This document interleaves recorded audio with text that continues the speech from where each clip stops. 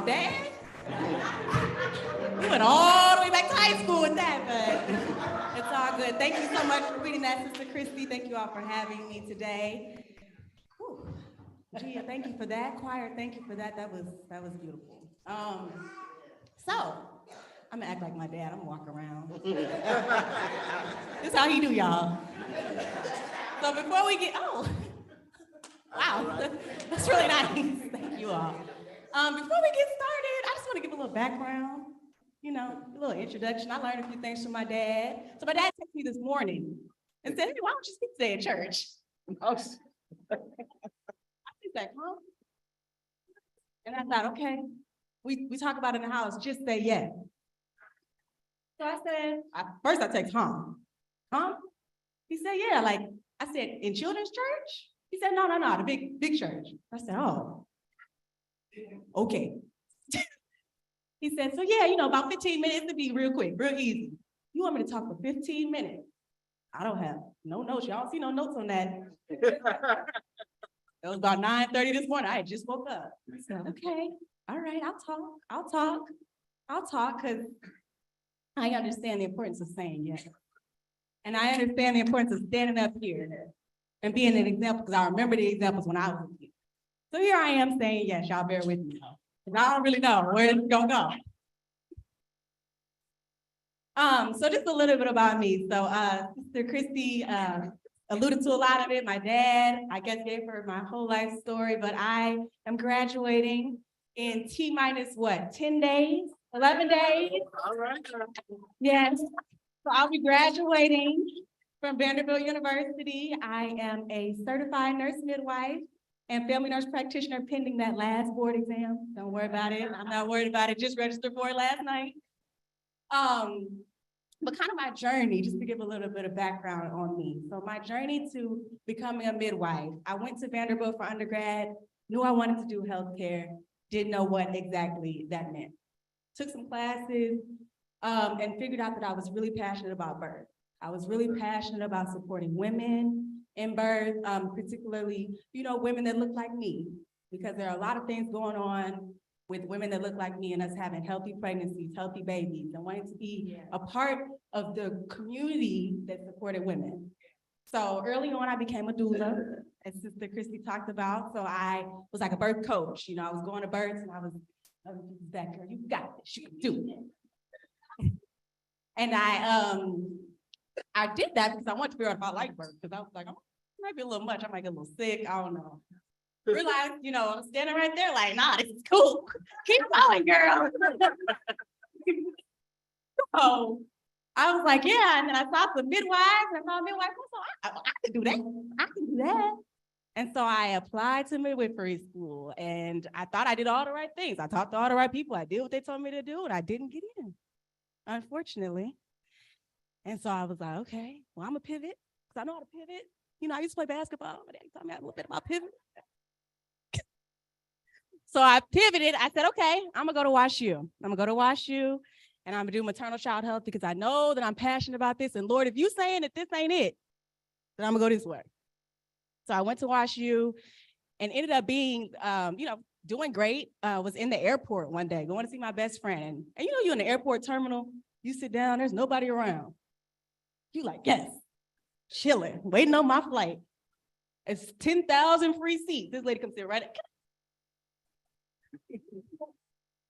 Like, yeah. In my head, I'm like, why?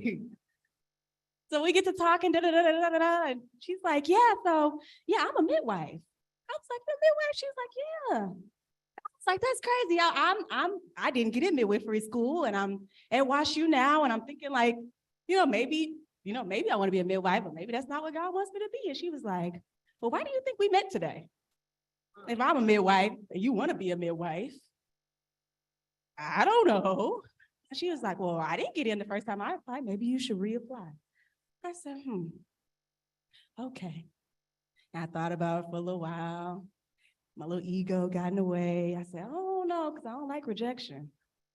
I don't like getting rejected. But I said, okay, I'm going to reapply. So I reapplied, and I was feeling good, and then I got waitlisted. If you know about the way that college admissions works, all these bureaucracy of it. You might get in, you might get on the wait list. The wait list says, we like you, but we don't know for real. If we got room, maybe later, but not now. So here I am waiting. I'm like, all right. I'm mad because this lady told me to apply. I thought you was telling me, Lord, that it was okay, that it was gonna work out. Now I'm sitting here on this wait list. I'm like, okay, it's fine. Whatever. Lord, I'm trusting you. And it's gonna be what it is. I'm doing work in St. Louis. You know, I'm doing my own thing. I'm working as a domestic violence advocate, still working with women, doing everything I like to do. I'm like, you know what? If it don't work out, that's fine. I'm gonna do my own thing. I don't need to be a midwife to do what I need to do. So I'm on the phone. You know, I'm doing my job. It's the middle of COVID too. I'm working from home. I'm on the phone with like one of the women that I'm working with, and my phone rings. I'm on my work phone. You know, I got two phones. On my work phone. My personal phone rings. I see it's a 615 area code. Now, I went to school in Nashville. I know Nashville area code. I'm saying, who's calling me from Nashville? Hold on, girl. Hold on. I don't know. Hold on a second. My line clicking. I don't know what I told her. Hello? Hi, is this Teray Abernathy? Yes. Who is this? This is Cheryl from Vanderbilt. I remember her name. Say, okay. She's like, we're calling because to see if you were still interested in becoming a midwife and coming to Vanderbilt. Yes. Okay, well, we want to offer you admission if you're still interested. I accept. I accept. All right. So after I accept, you know, they send you all the paperwork. They send you the bill. I said, okay.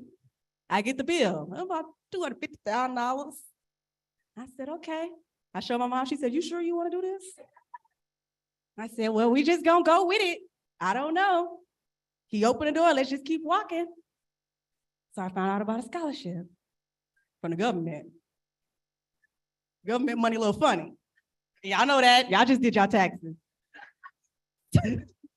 So I applied for the scholarship, walking in faith. They said, well, you might get the scholarship, but we ain't gonna tell you till October. The bill due in August. Okay, here I am. I'm gonna just wait. So I go, I take out the loans. I'm looking at my loan account every day. It's the same number, but I'm just looking, hoping it disappeared. Oh, about $100,000. I said, okay, all right, I'm gonna just sign on the dotted line. Whatever is your will, Lord. Sign on the dotted line. I'm out to eat one night. I get an email, urgent. I'm like, what urgent, man? Click on it. We want to offer you the scholarship. You got to sign now. Let me go sign. So I ended up getting all of my schooling paid for. I'm in school to be a midwife. Go ahead. So amazing. And so going to school is going great, all the things. Now I'm here at the end, and I've been able to go, you know, I've been in St. Louis, supporting people in birth. I've been in Memphis, supporting people in birth. Potentially, I'll be just got back from Kansas City, might be moving to Kansas City for a job. I don't know. But I've had so many opportunities to do exactly what I want to do. And every single time a baby is born, I get a little tear in my eye. I keep it together for the patient. And I just think about all that waiting. I think about all those times where I was like, oh, how this gonna work? But I think it will. I think about all those times where I felt up, like in the airport, and then down with the wait list. And then up with the acceptance, and then down with the bill.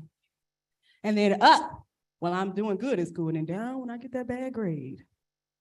Or up when I'm feeling like, yeah, this is exactly where I'm supposed to be. But then down when something happens at home and I'm not here. And up and down is exactly how I felt this entire journey. And then I realized that up and down is kind of how life is. All right now. Up and down is kind of how contractions look on a monitor. For all my kids who don't know, we're gonna get a little lesson here today. All of us started as babies. Your mama brought you here some kind of way. I don't know exactly how.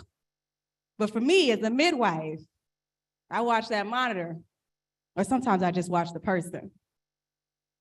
And there are times they come and they're all excited. She's pregnant. Oh, I felt the heartbeat. I felt the first movement. And then, oh, my back hurt. Oh, my feet are swollen. Oh, I'm hungry all the time, but then I get sick.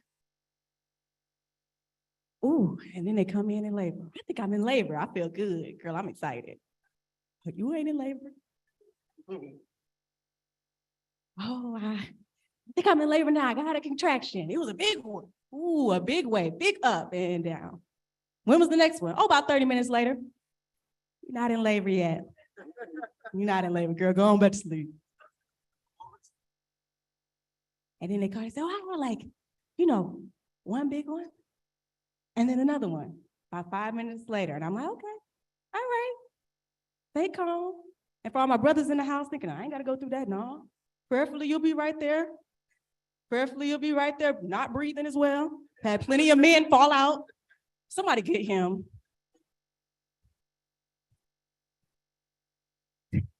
But the point is that there are ebbs and flows and ups and downs in life. There are ebbs and flows and ups and downs in labor. And me as a midwife, I'm telling them, I'm with them prenatal care all the way through. Girl, I'm here for you. I'm holding your hand. I got your back. I ain't going nowhere till my shift ends. And I think about how prenatal care, pregnancy, labor, birth, kind of like the journey of life. And so when I, as the midwife, get to be there and I watch somebody, I kind of know how it's going to go. I could never predict everything, but I know. I know when she said, oh, I feel pain here. Okay, that means baby like this. Let's do some different things to get baby right. And I know when she tells me, oh, I feel it up in here. Okay, that's good. That's where I want you to feel it. Ladies, if she feels some stuff some other places, I know, let me put on my glove. And let me take a look. And I'm gonna tell her to breathe. I'm gonna tell her, you got this. Remember why you did this.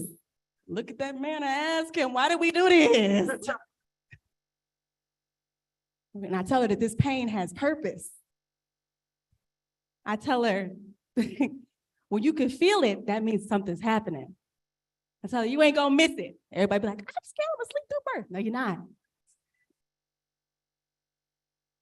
And as I sit there and I coach and I tell them and I know what's going on, we have that trust because we developed it. Because each time she had an up and a down, I was there. I could tell her, I know what you're feeling is round ligament pain. So I know your legs are swollen because you ain't got your feet up because you got more weight inside. I can tell her, oh, if you've been feeling this, let me do this, and that'll help it. And so God is kind of like your midwife. All right. He knows, oh, Trey, you kind of scared right now? That's all right. Remember, I had your back. I was there. I was there when you was born. I was there when you was a kid. Let me tell you, you should do this stretch. Stretch your faith that way. Stand up in front of the church and talk, even though you don't know what you're going to talk about. Because somebody might need to hear what you have to say. So your midwife is like Jesus. They're going to coach you. They're going to get that baby out. They're going to give you the baby after your journey. And you're going to feel all the joy. Oh, my God. That's transition. Oh, girl, good. You good. And the baby come out. Oh, I did it. Oh, I did it. I did it. I'm like, yeah, girl, you did it. And as a midwife, I'm not taking none of that credit. I'm going to give it back to you. Ain't that how God do? He don't even be like, yeah, I told you you was going to make it. No. No, he let you have your little moment. And then when something go wrong, you bleeding a little more than I like. I know what to do. I can handle it. Let me tell you exactly what to do. Let me open up this book. I got a book. Got a lot in it. Do this drug. She bleeding too much. Okay, well, I'm going to do this and follow that. Kind of like the Bible. Got the instructions for life. Got some what we call evidence-based practice, which means they did a lot of research. There's a lot of different stories that said this is the best thing to do. Just like the Bible got a lot of different people and they tell you the right thing to do. So on Youth Sunday, I think it's important to remember to persevere, to push through, to keep going. Because just like labor, which we might not understand as children or as adults, but there's an end. There is an end. And so that pain and all that suffering and all that we're feeling, it ain't gonna compare to the joy that you feel when you see that baby come out and you think, oh, I done did it. Where they come out this way or that way, whichever way it come out, it's over.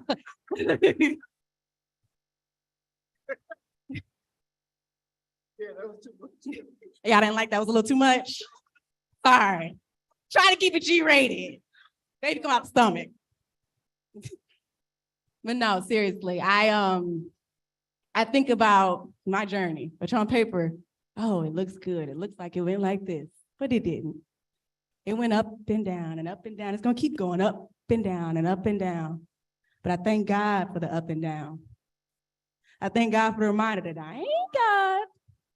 I might feel like I'm at the top of my game, but some gonna knock me down. And I'm gonna look up and be like, yeah, I forgot. But thank you for the reminder. And so I just want to encourage our youth to say yes. Encourage our youth and all of y'all to persevere. Encourage our youth to remember, just like we look at the doctors and we think, you got it. Look at the Lord and be like, you got it. There was a scripture that I pulled up real quick that I thought kind of fit with it. It was in James. And James 1, I can't remember the rest, Miss Christie. Huh? Oh, yes.